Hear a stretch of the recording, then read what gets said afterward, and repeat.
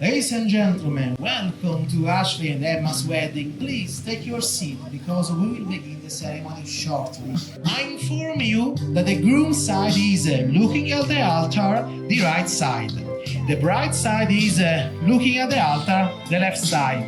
If you are curious to know why, we had to come back to the Middle Age when during a wedding or another there could be an attack from any Vikings or enemy because they maybe wanted to show out to everybody that they were the very bad guy. When the attack of the enemy arrived, the groom had to be ready with his right arm to hold his sword to defend the bride, all the guests from the attack of the enemy. The hand was every time the right.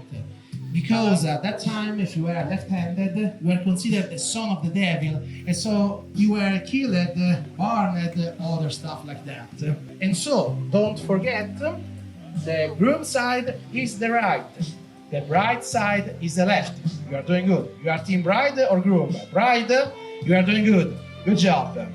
And obviously, if you see any Viking coming, be ready with your sword, okay? Dear friends and family, we are here today in this splendid location to celebrate the wedding of Ashley and Emma.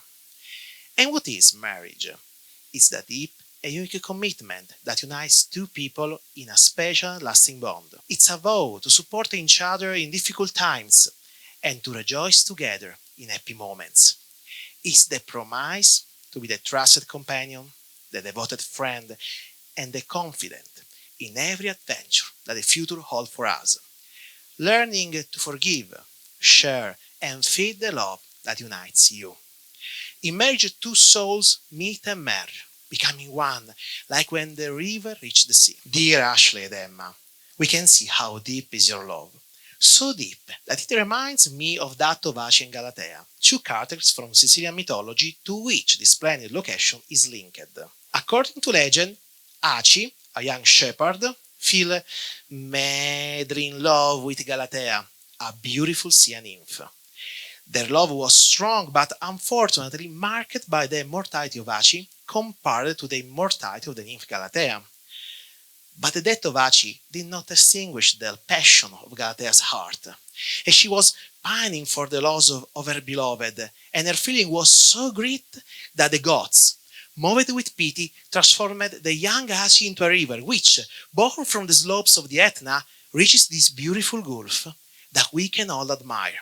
And into his mouth, Galatea threw herself, who changed into sea foam, so that she could live forever linked to her eternal love. And dear Ashley and Emma, today, on this magical hill, where the love of Aci and Galatea was born, we celebrate your union. And we wish you that your love is like an inexhaustible river that joins the ocean of eternity. And we therefore begin this ceremony with open hearts, knowing that the love that shines in your eyes today will continue to shine forever. And to celebrate their love, Ashley and Emma have chosen the rite of the Handfasting. Let me explain the symbolism of this rite that we celebrate before the bride and groom exchange their vows. The Handfasting rite is of Celtic origin and symbolizes the indissoluble bond between spouses. The ritual requires that the future spouses to hold their hands together while their wrists are tied by their mothers and the celebrant with 3 ribbons that symbolizes their union. I therefore ask Ashley and Emma and their mothers to come here behind the altar. The first ribbon is for Ashley's mother, that can tie his own wrists and Emma's. The second ribbon is for Emma's mother, that can tie her daughter's wrists and Ashley's. And now you can repeat after me. Emma, from today and forever, you are our daughter, and your family is our family. Emma, from today you are and forever you are our daughter, and your family is our family. And now is the time for Emma's mother to say, Ashley, from today and forever you are our son, and your family is our family. Ashley, from today and forever you are our son, and your family is our family. And now it's time that I apply the last tape. And now that you are linked by the triple ribbon that symbolizes your love and that of your family, it's time to exchange your vows. We have heard your vows, and today we are all witnesses of your promise to love each other while you were bonded by the ribbons that symbolize the love of you and of your family. And now the task of the ribbon is done, and by cutting them, we are inaugurating the beginning of a new chapter of your life. The ribbons are untied, but a new bond unites you from today, invisible, but strong and eternal, like the sea in front of us, and destined to grow day by day. Marriage is not only love, but also a commitment, a contract that the Italian Civil Code summarizes its basic principle in 3 articles. Article 143, rights and obligations of the spouses.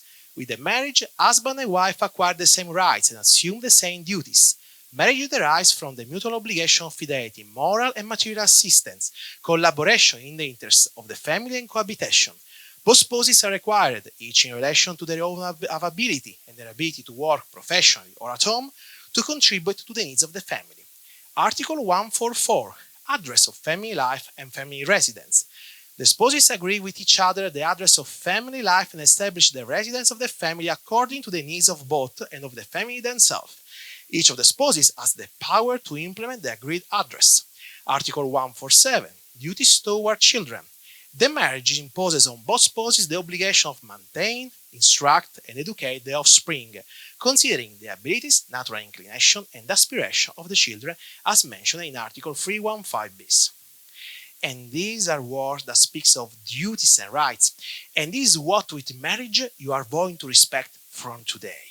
And since marriage is both a promise and a contract, I now ask the groom's and bride's father to come close as witnesses of the spouses. Do you want, Ashley, to take Emma here as your wife, promising to love her, honor her, respect her, and be faithful to her from this day forward, for richer, for poorer, in sickness and in health, for the rest of your life? I do. And do you want Emma to take Ashley here as your husband, promising to love him, honor him, respect him, and be faithful to him from this day forward, for richer, for poorer, in sickness and in health, for the rest of your life? I do. And now is the time for the spouses, their fathers, and myself to seal this union in the wedding register as testimony to what has happened here today. The time has now come for the exchange of the rings. And there are many meanings associated with the wedding rings. In Italy, we call them with the term faith. From the Latin fides means loyalty. Faithfulness and loyalty are in fact the foundations of a happy and lasting marriage. Furthermore, the circular shape of the ring represents a path without beginning and without end, as love has to ever be.